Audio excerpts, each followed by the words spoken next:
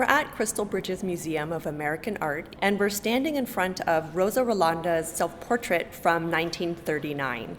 This portrait allows us to talk about transnational identities. She's born in California, but she travels around the world and eventually settles in Mexico.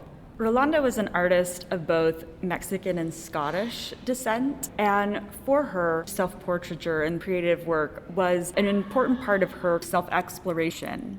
She's tightly cropped this painting to focus on her face and then sets her figure against this bright blue background so that it pops out, and then further in the background, this ambiguous, fascinating landscape.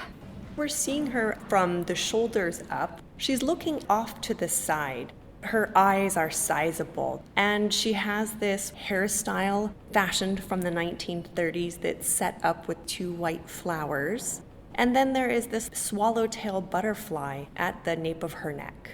And Rolanda is a self-taught artist. Before she became a painter, she was experimenting with different types of photography. And this self-portrait reminds me of some of the photograms that she creates earlier in her life. She began her career as a dancer and moved to New York after she graduated high school to perform on Broadway. That career in dance meant that she traveled broadly. Her interest in traveling continued through her life. While she's in New York, she marries the caricaturist, artist, anthropologist Miguel Covarrubias. The two of them relocate to Mexico City, and they're there with some of the most well-known Mexican modernists of the time. They're in the same circle as Diego Rivera and Frida Kahlo, who was a close friend. They're traveling around Mexico taking photographs with Edward Weston and Tina Modotti. So they were in this avant-garde crowd who were experimenting with different types of styles and techniques, including Surrealism. Surrealism allows for a means of artists to explore subjective experience and to be able to reimagine their own identities. In 1939, Mexico City is this center of artistic production and experimental techniques. And here we have Rolanda crafting a portrait of herself that is rooted in Mexican identity of the time.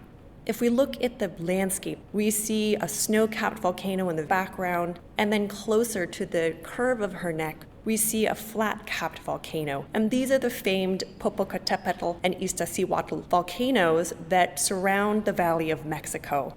Artists of the time like Dr. Atl, Luis Nishizawa, and even painters earlier in the 19th century are showing the volcanoes as an icon of Mexicanidad, of Mexican identity. For Rolanda, that exploration of Mexican identity was so crucial to her own self-invention.